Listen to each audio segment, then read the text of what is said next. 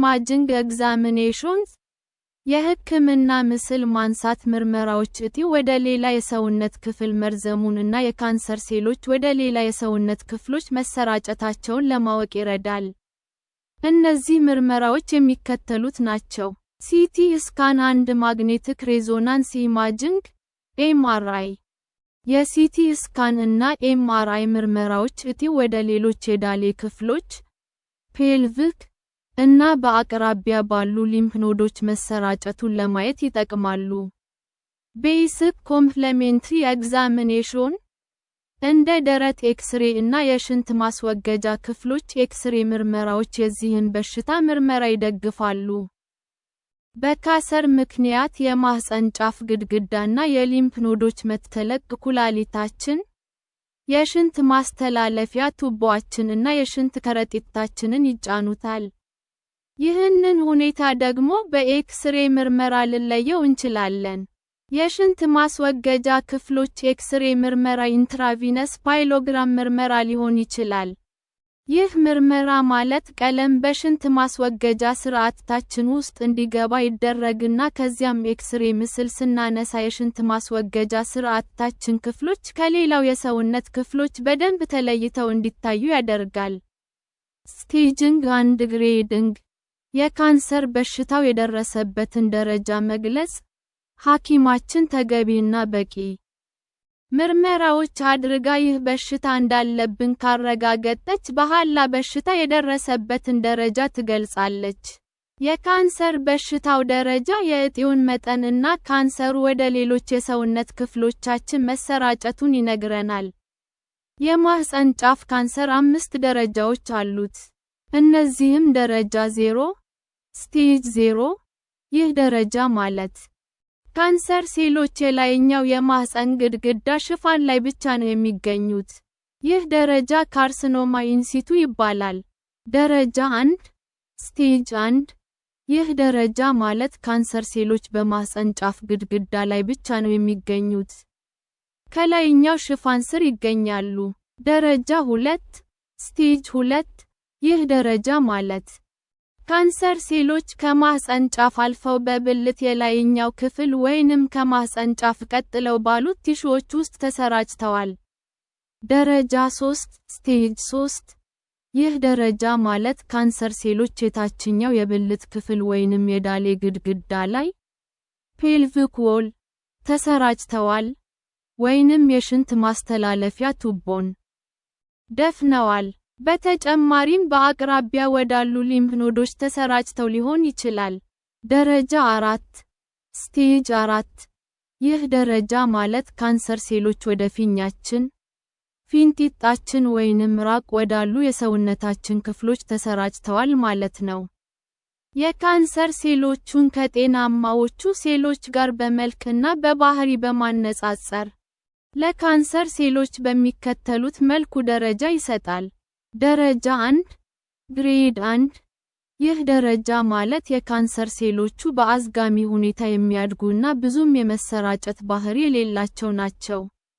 ደረጃ 3 ግሬድ 3 ይህ ደረጃ ማለት የካንሰር ሴሎቹ በፍጥነት የሚያድጉና በጣም የመሰራጨት ባህሪ ያላቸው ናቸው። ደረጃ 2 ግሬድ 2 ይህ ደረጃ ማለት የካንሰር ሴሎቹ በመካከለኛ ፍጥነት የሚያድጉና የሚሰራጩ አይነት ናቸው። ትሪትመንት አንድ ሜዲኬሽንስ ለበሽታው የሚሰጥ ሕክምና፣ ሰርጀሪ፣ ቀዶ ጥገና። ደረጃ 1 ወይንም 2 ላይ ለደረሰ ለዚህ በሽታ የቀዶ ጥገና ሕክምና አማራጭ ሕክምና ነው።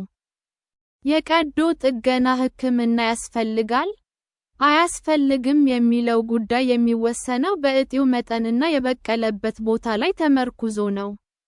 በዚህ የቀዶ ጥገና ሕክምና ሁሉም የካንሰር እጢዎችና ሴሎች በዙሪያው ካሉ የተወሰኑ ጤናማ ሴሎች ጋር እንዲወገዱ ይደረጋል።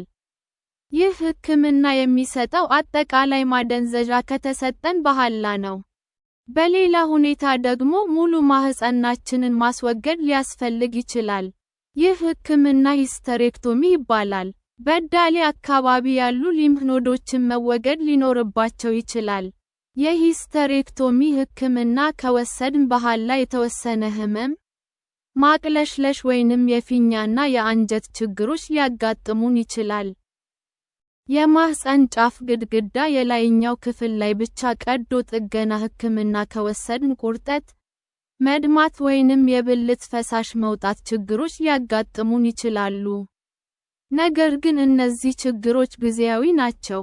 የጨረር ሕክምና ሬዲዬሽን ቴራፒ በኤክስተርናል ቢም ሬዲዬሽን ቴራፒ ዘዴ ትልቅ ማሽን ጨረር ወደ ካንሰር እጢው በመልቀቅ በጨረሩ መስመር ላይ ያሉትን የካንሰር ሴሎችና ጤናማ ሴሎችን ይገድላል። በብሬኪቴራፒ ወይንም ኢንተርናል ሬዲዬሽን ቴራፒ ዘዴ ሬዲዮአክቲቭ የሆነ ነገር ከእጢው ጎን እንዲቀመጥ ይደረጋል። ይህም ነገር ጨረር ወደ ካንሰር እጢው በመልቀቅ ይገድለዋል። የጨረር ሕክምና ብልታችን ሊያጠበው ይችላል።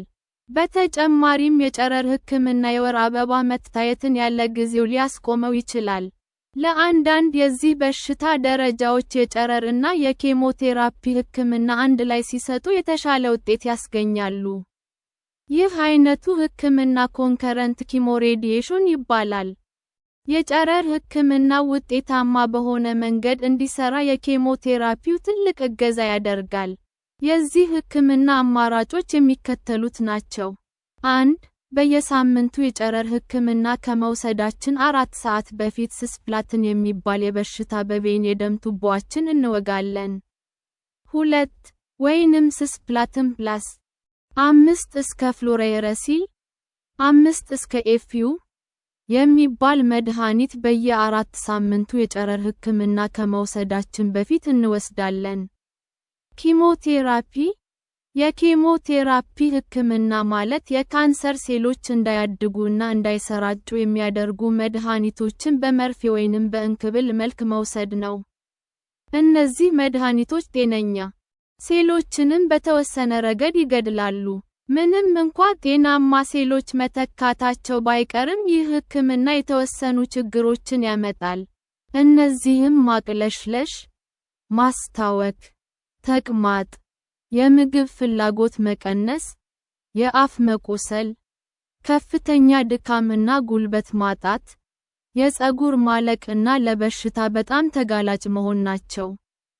ትልቅ ደረጃ ላይ የደረሰን የማህፀን ጫፍ ካንሰር ለማከም ጥቅም ላይ የሚውሉት የኬሞቴራፒ መድኃኒቶች የሚከተሉት ናቸው። ሲስፕላትን፣ ካርቦፕላትን፣ ፓክሊታክሰል፣ ታክሶል፣ ቶፖቲካን፣ ጄምሳይታቢን፣ ጄምዛር። ሌሎች ለዚህ ሕክምና የሚውሉ መድኃኒቶች የሚከተሉት ናቸው። ዶሰታክሰል፣ ታክሶቲር፣ አይፎስፋማይድ፣ አይፌክስ 5 እስከ ፍሎሬረሲል 5 እስከ ኤፍዩ፣ አይርኖቲካን፣ ካምፕቶሳር እና ማይቶማይሲን ናቸው። ባዮሎጂካል ቴራፒ ይህ ሕክምና ሌላ ስሙ ኢሚዩኖቴራፒ ነው። ይህ ሕክምና የበሽታ መከላከያ ስርዓታችን ካንሰር ሴሎችን የበለጠ እንዲዋጉ ወይንም ካንሰር ሴሎች የሚያደርሱትን ጉዳት ለመቀነስ የሚወሰድ ሕክምና ነው። ማለትም ናቹራል ቦዲ ሳብስታንሰስ በመጠቀም የሰውነታችንን የበሽታ መከላከያ ስርዓታችንን ጥንካሬ መጨመር ነው። ኮምፕሌሜንትሪ ቴራፒስ አጋዥ ሕክምናዎች ለምሳሌ የማሳጅና የደረቅ መርፌ ሕክምናዎች በበሽታው ምክንያት የሚከሰቱትን የአእምሮና አካላዊ ጫናዎችን ለማርገብ ጠቃሚ ናቸው። ፕሬቬንሽን በሽታው እንዳይዘን መከላከያ ዘዴ በየተወሰነ ጊዜ ሐኪማችን ጋር እየሄድን የፓፕ ቴስት መውሰድ አለብን። ይህ ምርመራ ወደ ካንሰር ሴሎች ሊቀየሩ የሚችሉ ያልተለመዱ ሴሎችን ለመለየት ያስችላል። የፓፕ ቴስት ውጤታችን ጤናማ ካልሆነ ከሐኪማችን ጋር ስለዚህ ጉዳይ የቅርብ ክትትል ማድረግ በጣም ያስፈልጋል። ከማህፀን ጫፍ ካንሰር በሽታዎች 80% የሚሆኑት የሚከሰቱት ሁማን ፓፒሎማ ቫይረስ (HPV) በሚባለው ቫይረስ ኢንፌክሽን አማካኝነት ነው። የዚህን በሽታ ክትባት መውሰድ ከዚህ በሽታና ከሴት ልጅ የብልት ካንሰር በሽታ ይከላከልልናል። ይህን ክትባት ከ9 ዓመታችን እስከ 26 ዓመታችን ክልል ውስጥ መውሰድ እንችላለን። ይህ ክትባት በ2 ጊዜ ወይንም በ3 ጊዜ የሚሰጥ ክትባት ነው።